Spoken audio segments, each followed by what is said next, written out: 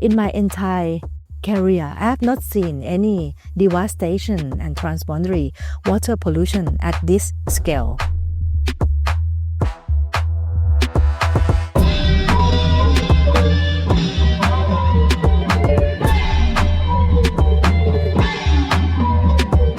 Hello and welcome to episode 38 of What's Happening in Myanmar, a weekly show from the Frontier Myanmar podcast family.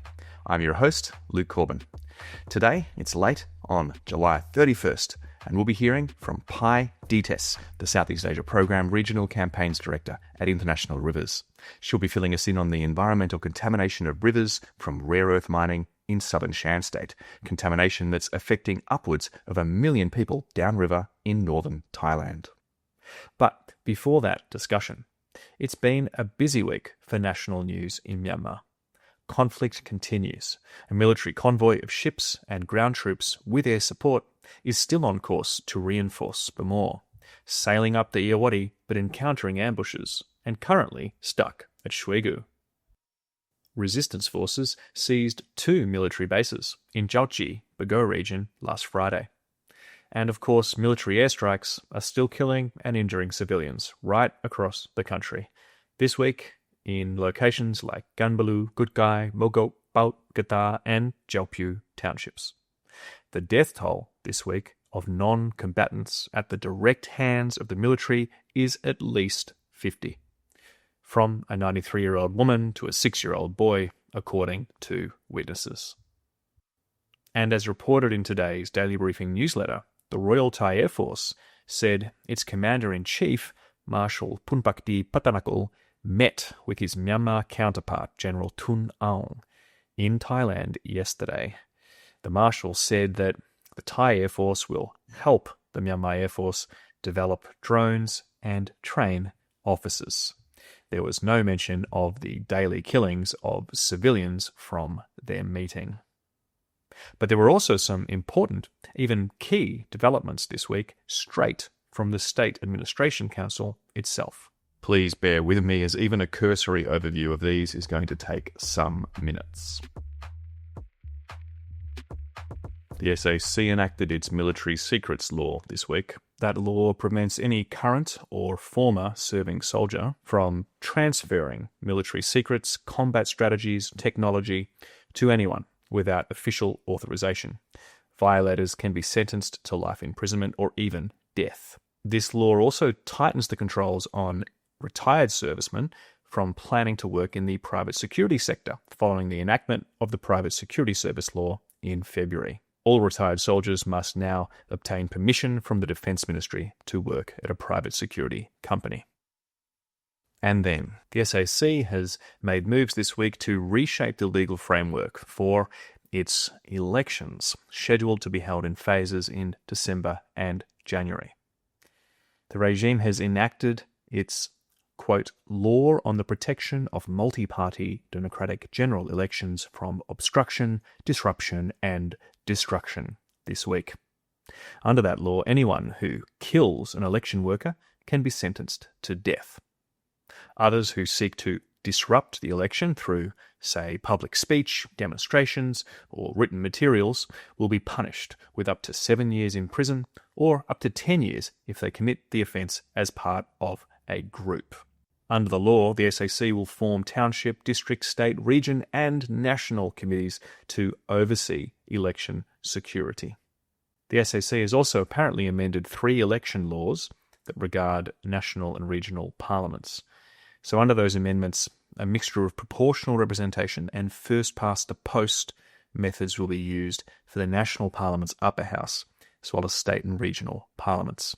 Now, previously, elections in Myanmar were held under the first-past-the-post system, and proportional representation is likely to benefit the military with its guaranteed 25% of seats. There are a number of other amendments which we will cover on this show in future weeks before the proposed elections. Elections long talked about, but which now look more and more likely to be going ahead. Coup leader Senior General Min Aung Hlaing just today lifted the state of emergency during a National Defence and Security Council meeting in Naypyidaw. The SAC declared the state of emergency on the day of the coup in February 2021, and it's been extended 7 times since then. Under the 2008 constitution, which the military drafted and broke with its coup, the government is required to hold an election within 6 months of lifting a state of emergency.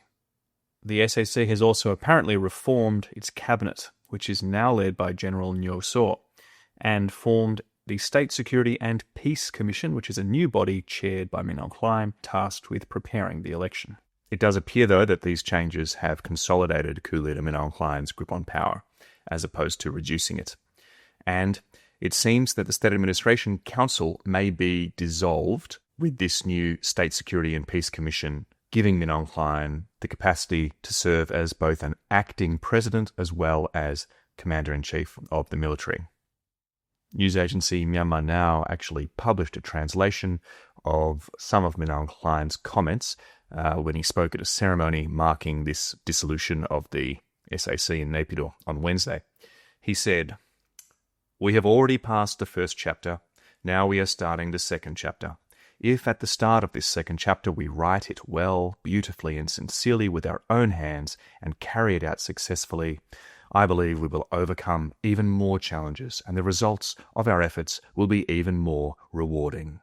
Min Aung Hlaing didn't mention the civil war and the huge widespread resistance to his 2021 coup. Part of international support for resistance to that coup included sanctions. Now, the United States this week has actually lifted sanctions on several Myanmar business people connected to the military regime. These sanctions were imposed by the previous Biden administration. This comes 2 weeks after Min Aung Hlaing sent a public reply to United States President Donald Trump, who had sent a copy and pasted letter to the coup leader on tariffs earlier this month. That letter went to many nations. Min Aung Hlaing, in his reply, offered to send regime representatives to Washington and declared solidarity with Trump, especially his baseless claims of election fraud over the 2020 elections in the United States. The US, however, declared that there's no connection between that letter and the sanctions being eased. There's no question, though, that the Trump administration has so far been bad news for people resisting the 2021 coup, as we've discussed on this program several times over the last 9 months. The US's foreign policy position on Myanmar appears to be one of simple neglect. But interestingly, this week, Reuters reported that the Trump administration had been apparently contemplating the rare earth minerals in Kachin State after 2 unreported meetings between different lobbyists and advisors came to light. If nothing else, those meetings are proof that the US administration is aware that the majority of rare earths processed and sold by China, in fact, come from Myanmar. And next week, we should have an interview about the Kachin Independence Organization's rare earth mines on the Chinese border of Kachin State, the politics and the economics of their pause and continued operation. It'll be an update, if you like, on the extended discussion that we had back on episode 3 last November.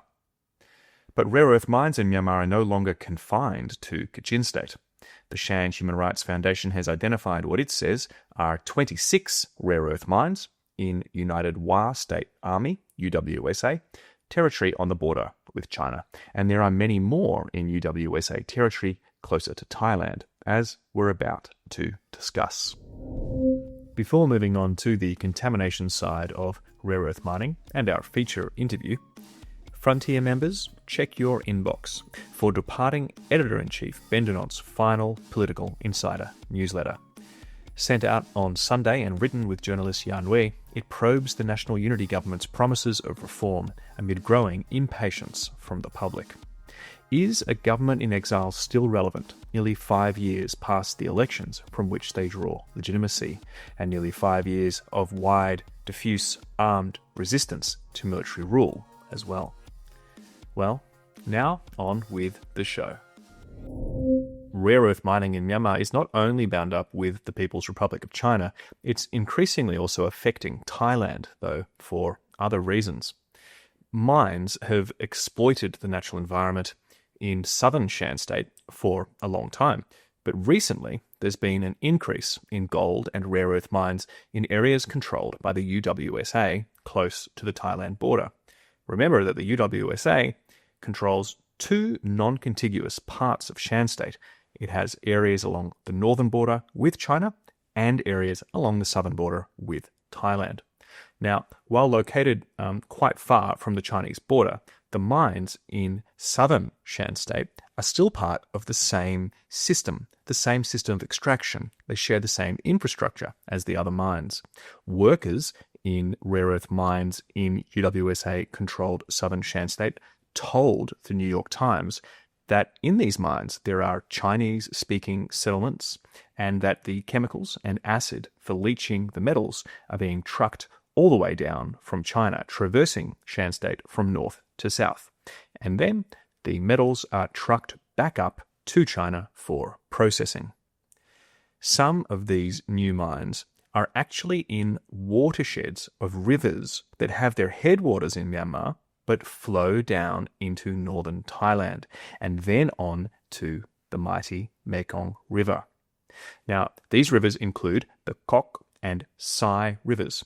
These are rivers upon which cities, towns, and many rural Thai and Shan or Dai and other communities depend on for all kinds of reasons. We're talking hundreds of thousands of people, perhaps upwards of 1 million, that are affected by any change in these rivers. The Geoinformatics and Space Technology Development Agency in Thailand says that more than 40 major sites have been cleared near the Kok and Sai headwaters and are suspected rare earth mines. Now, over the past few years, but most acutely in the last 6 months, arsenic and other heavy metals have been found in the Kok, Sai, and now Mekong rivers, leading to Thailand authorities finally warning residents of northern Thailand to avoid using or coming into contact with the river water. So far, however, no further effective action from the Thailand side has been forthcoming. So to talk about this slow-moving environmental crisis from the Thailand side, and to try and understand whether Myanmar's wealthier and more stable neighbour can influence the rampant devastation occurring in southern Shan State, at least, I'm delighted to be joined by Pai Deetes. Pai Deetes is Southeast Asia Program Regional Campaigns Director at the organisation International Rivers. Pai is also a resident of Chiang Rai, where she's dialed into the studio from. Hello, Pai. Hi, good morning. สวัสดีค่ะ So, Pai, tests have now found several heavy metals in the Kok, Sai, Ruak, and Mekong rivers in quantities that are far over Thailand's and international standard limits. Most of the focus so far has been on arsenic. So, as a rivers expert, what's happened here in your words, and what effects are these contaminants having? Yeah, before going to the contamination, I would say that people living along the Sai River, which flow from the Shan State to Thai border, then flow into the Mekong, witness the change of the color of the Sai River for the past 3 years already, and there has been some news coverage about the quality of the water that affects the water supply for the district in Masai, which opposite to the Thai Lake. Then on the Kok River, which share pretty much the same source, but like a sister river that flow into Chiang Mai, then Chiang Rai town, and all the way to the Mekong River. People here found the change of the color, and the Kok River has been turned into pretty murky and against the natural condition that in dry season, for example, from January onward, it should be clear, crystal clear that people play Songkran or Tingjan in the Kok River along in Chiang Rai town and other district along the entire length of the river. But this year it become too murky, like unusually murky. So people in Taton sub-district of Chiang Mai, northern Chiang Mai, they got together and do a little kind of, not really protest, but gathering to express their serious concern about health of the Kok River. So after that, there are some media coverage about that, and people start talking about it because it flowed to the Chiang Rai town, Chiang Rai city, where 1.2 million people live in the entire province. Later on, the Department of Pollution Control went to the area and tested the water, and it took them 2 weeks. So in early April, we found that the results of the Pollution Control Department test was that along the Kok River, there has been contamination of the arsenic above the safety standard that indicate by Thai government as well as WHO, World Health Organization. At first, they just test, I think, not more than 7 points along the Kok River. You know, the Kok River flow for almost 300 kilometers, half of it within Chan State, another half, say 140 kilos, is in Thailand. So I think thanks to the pollution control department that they did every 2 weeks test, and they test along like more points along the Kok River and later on the Sai and on the Mekong River. So later on we found that arsenic contamination is not just in the Kok River but also in the Sai River and also on the Mekong River. While other tributaries like the Phang and the Mekong, other river has no arsenic contamination at all. And you know, when we test the population, right? So when we want to know what happened actually upstream of our river, so we went into the Google Earth and we found that there are clearance of forests in many places. And the Chan Human Rights Foundation, they revealed the satellite imagery that not only gold mining upstream of the Kok and Sai, but also what worries the most is that something that happened to be seems to be look like very much rare earth mined that we saw before in Kachin State. This is happening upstream of the Kok and the Sai, particularly the Kok. And you know, when we heard about the health impact and environmental degradation and we can say devastation in Kachin State already, right? For the past 5 years, when people get injured from working in the mines or sick and the river turned into arsenic. We heard about that, but we never thought that this would happen to a river that flow actually transboundary to Thailand, because you know, in Thailand we have pretty good quality of the water environmental controls standard and laws.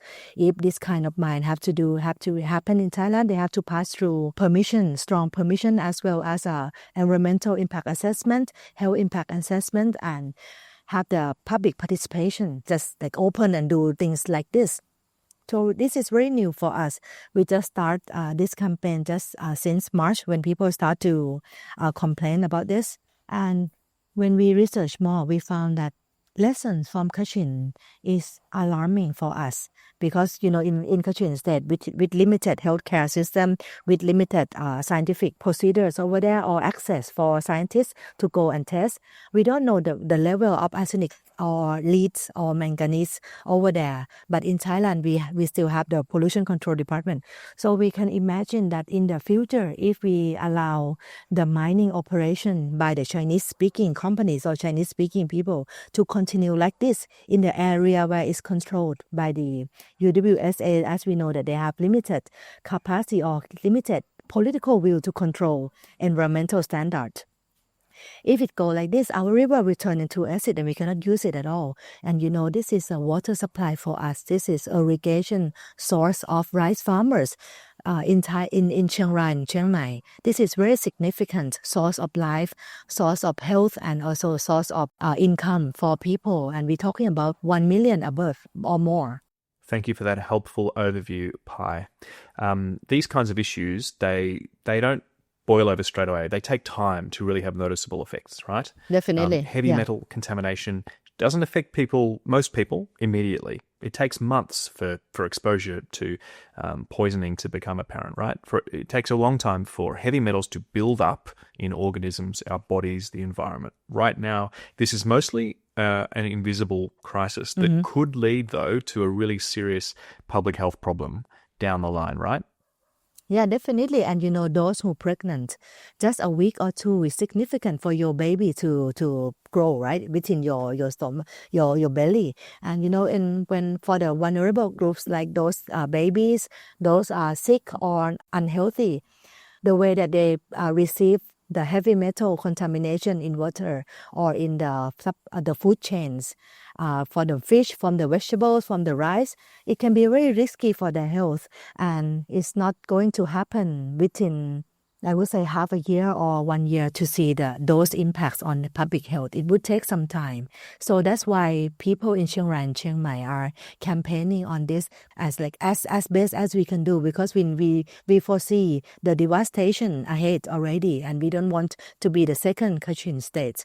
And when it's involved with the rare earth minings, and we know all these are unregulated because it's not regulated at all. And it's also involved with other kind of contamination. Might not just be heavy metal, but it can be radioactivities or other beyond our knowledge. When we research about the impacts of rare earth minings in China, when they start this 20 years ago, the legacy there is so frightening. You see the whole forest of mountain turn into white desert, when the whole river turn into green and disgusting color of the water and cannot be used, not just used, but you cannot close to it, right? And it takes millions and millions to recover. That is why they come to Myanmar, where there is less or almost zero laws and regulation to control such activities. This is how they can do it, because of the absence of the recognition of public health, and there is no such law in the territory where they are operating all this illegal mining. I would say that if we're looking at the market or the wider supply chain of the critical minerals or rare earth minerals, I would say that it is unfair to do things like this in this corner of the world where there is no such law to control these activities, and leaving all the costs to the local population, to the mountains, to the creek, and the health and our future generations, right? I think if it's called critical minerals, to be used in the energy transition, to use in the defense industry, to use in the turbines, or wind turbine, or the electric vehicle, it needs to be more expensive, right? Because all this process needs to be controlled, and it have to be expensive. It cannot be cheap, paying by our life like this. This is war against humanity. This is crime. This is environmental crime against humanity. How can you just open the forest on the hills and put acid into it, and then process everything and put the powder, this very valuable powder, back to China and process it into so expensive minerals to export? It's unfair, and this is a crime, because they are doing it without recognition of the cost, hidden costs, or in uncalculated costs at all. I think in Thailand there are lots of factories that release pollution, or there are industrial estates that release contamination or toxic to the river. That's manageable, still manageable, but this what happened to upstream of our rivers is out of control. Yeah, and it's only recently that more and more evidence has stacked up that there is extensive rare earth mining near the Thailand border.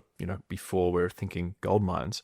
That brings with it a whole different set of contaminants as well. Yeah. Rare earth mining is not just heavy metals. Are you satisfied with the testing that's been done on the Thailand site? Or is it enough to know just that the water's ruined, stay away? It doesn't necessarily matter what combination of things are ruining it. As a local or as a directly affected person, I would say I'm not. The testing is just a tool for us to understand that it is contaminated, it is poisoned, it is poisonous already, our river, at this level or that level. But if the source of the pollution is not stopped, if the mine going ahead like this, for another 100 years, if we keep testing, we'll find the same thing or even more. What we need is to stop all this source of pollution immediately and restore health of the river. The recovery takes time. And if we allow the illegal mining to operate like this and expand and boom, like in Kachin state, that 400 mines, right? But in upstream of the Kok and Sai, I believe that there is no more than 20 of them. It still start like second year, third year. We need to stop it right now, and we need to recover the ecosystem and the health of the river and prevent public health for the future. So the testing is just a tool. When we were excited when the testing result was out. First time second time, third time, we don't see the trend of going down. It keep like how yesterday there was a press release from the government saying they had this meeting on the Kok River pollution, and they said that the trend is still steady. So it's not worrying. But for us, it means that the source of the pollution is still releasing the pollution, right? It's because it's same. It's not going down. We need it to be zero. We need it to be under safety standard. It's not above the standard like this. And in early July, the Mekong River Commission also went to the Golden Triangle and test the water in the Mekong River from the upstream of the Golden Triangle all the way to the end of Thailand border. For 5 areas, they found arsenic contamination above the safety standard for 4 areas all along the Mekong River from Golden Triangle all the way to Vientiane and Chiang Khong and Hue Sai province of Bok Kaeo province of Laos. This means that the Mekong River also polluted already and contaminant already. And not just the upstream of the Kok and Sa and the Ruok, but also upstream of tributary of the Mekong, just above the Golden Triangle. There are also vast area of mining over there in Chan State. And the area, I understand that is controlled partially by the BGF Lahu armed group and also some part by the UWSA. So I would say that many times when people in Thailand or government in Thailand, they tend to not to interfere politics in Myanmar. And they said it's not non-interference policy, but when there is no such democracy in Myanmar, it means the health impact to us in Thailand too. Because of the armed conflict over there, allowed such illegal operation to happen. And that contaminate or pollute our rivers like this. We share more than 2,000 kilometers of border. And this is just a northern area of the border that's happening. And we found that down in Ranong province in southern Thailand, opposite to lower the way, where is it? Ranong's opposite Koh Tao, which used to be called Victoria Point. And unregulated mining is right across Tanantari. Monga Bay had a piece this year. It's saying that it has really increased since the coup. Over 10,000 hectares have been cleared, and it's been mapped out by a CSO Dewey Watch. Yeah, there's also the mining over there, but we don't know if it's gold or any kind of minings over there. But it's also operated by Chinese-speaking groups of people or companies too.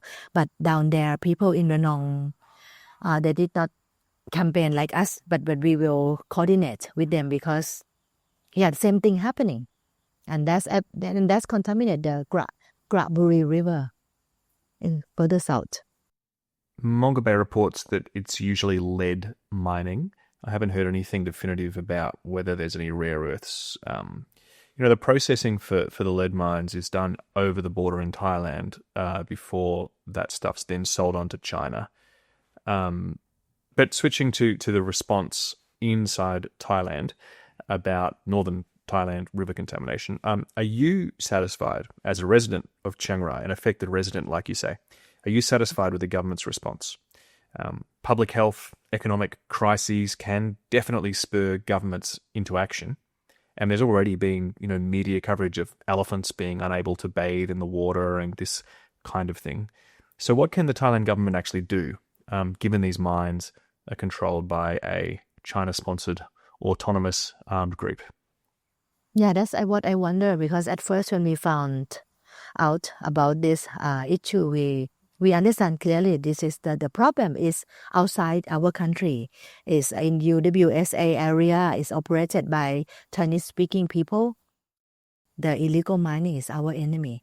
We, within our territory in the country, we are the ones who affected. We have to unite and stop those polluting our rivers, right? But it turns that months and months and months, this is 4th month already of our campaign after the March 14.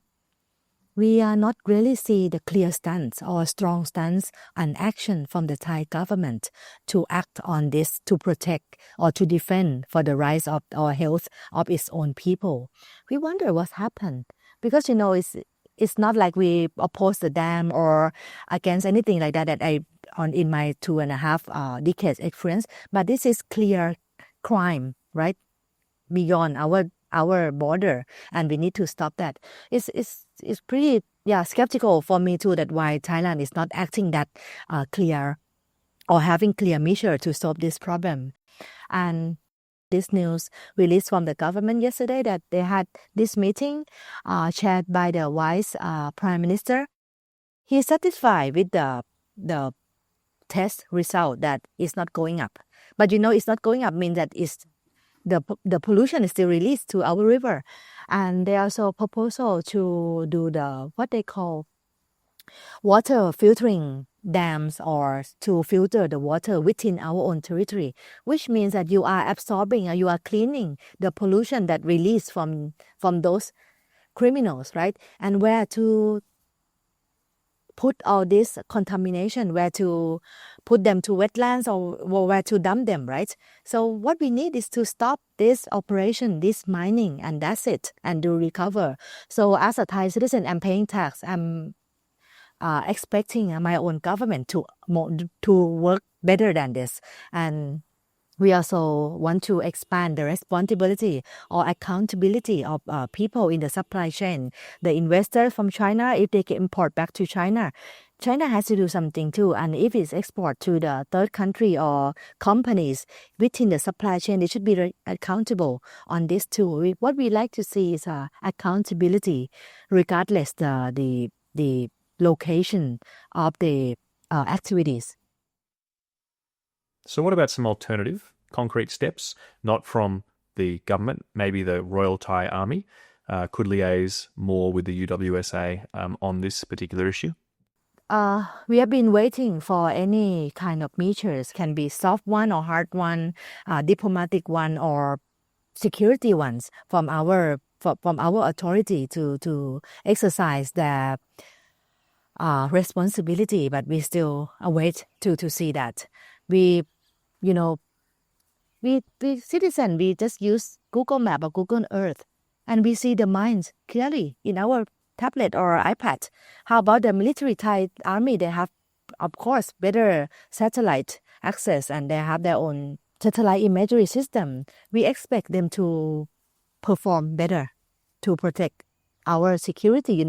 If the public health is something to concern, do it right now, not wait longer. Well, then, does this issue need to be escalated to the international level? Mm-hmm. I know that there have been calls from within the Thai Parliament to do exactly that, to try and build some kind of new regional mechanism to work on this and maybe then related issues. Yeah, it's not just about Thailand and Myanmar or Chiang Rai and Chan State or Chiang Mai and Chan State, but it's already transboundary, is already regional issue. Once it's reached the Mekong River, and in a report of the water quality testing of the Mekong River Commission that released in July, it said that the pollution already expand to Laos, which means it's going downstream to other countries and to northeastern Thailand, and can be to Cambodia and Vietnam too, right? So if we're not using the regional mechanism, can be bilateral or multilateral, it would create far more impact than we can imagine. I work on the Mekong River and the Salween River conservation since early 2000. In my entire career, I have not seen any devastation and transboundary water pollution at this scale. And this is just a first chapter of the disaster. So that's why we work very hard to push to demand our own government and other representative government to act better and to stop this crime. Yeah, Pai, one comparison I've seen made a couple of times here is with the Clitty Creek case, which I don't know much about. And this sounds much worse than what that was. But still, could you help us what happened there with Clitty Creek? In the Clitty case has been a mining by a Thai company deep in the forest of Kanchanaburi province that operate for some years, and later on they witnessed the people getting sick, and the babies have a kind of maldevelopment and other symptoms. And it took them years to find out that there are actually heavy metal contamination in the stream. Once they know this, they stopped the mining, and it took them years to recover.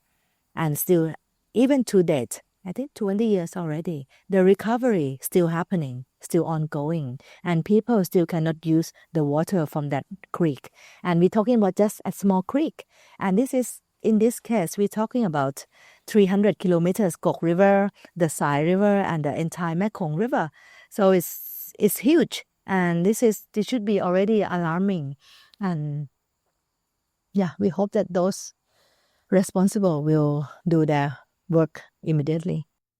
Okay, well, most of us aren't responsible, and most of us aren't in the Thai army or the government. So what are communities, activists doing? What can anyone concerned about this do? Yeah, I'm pretty impressed at the way that residents of Chiang Rai, even villagers, fisher folks, farmers, they are so empowered, and they seek information about this, and they got together, they joined the campaign activities, signed petition to the Thai government, signed petition to the Chinese government to act, and they're not sitting still and just waiting for people to come and help them, but they're working very hard with the journalists, with artists, with students. So I think we are doing good in terms of campaign, but we also need to put more pressure on our own governments and on the authorities, and to represent government to solve this problem in the better and more caring manner. Because when many times we see the press release from the government authorities that it's just a little bit above the safety standard, or still within the contaminate but not above the standard yet in some testing. But if it contaminated, it's contaminated, right? There's something in the water is not clean. So are we waiting for the 5 years for the distort or babies or anything like that? We not want to see that, right? We need to preserve the environment for the younger generation and so for our own future. In the past, when I read report about impacts in Kachin State, I was so sorry that how could this happen actually, and now it's now happening to our own rivers. Yeah, it's happening in Myanmar, and what happens in Myanmar affects its neighbours, right? This is just one of the many consequences of Myanmar's worsening political crisis since the 2021 coup. Yeah, and Thailand is absorbing lots of impacts of the political unrest in Myanmar, including the migration, the refugees, and now ecological impacts of the cross-border pollution. And we really hope that the peace will be restored and democracy will be restored in the country soon, and we can live peacefully together and not seeing environmental crime like this. We're not seeing human trafficking. We don't want to see the drug smuggling, and we really want to see peace and democracy restored as soon as possible. Yeah, that would be nice. Thank you for those wishes, Pai. And thank you. You've really helped me understand better the situation in northern Thailand in these rivers and communities. So, yeah, thanks again for joining What's Happening in Myanmar. Thank you. ขอบคุณค่ะ That will do. So kudos again, listeners, for keeping up with what's happening in Myanmar. The 10-year Frontier Anniversary event for members that was held in Chiang Mai last Friday was a lot of fun.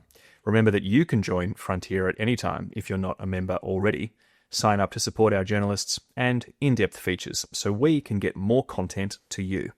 As the SAC's election plans firm up and coup leader Min Aung Hlaing still refuses to cede power.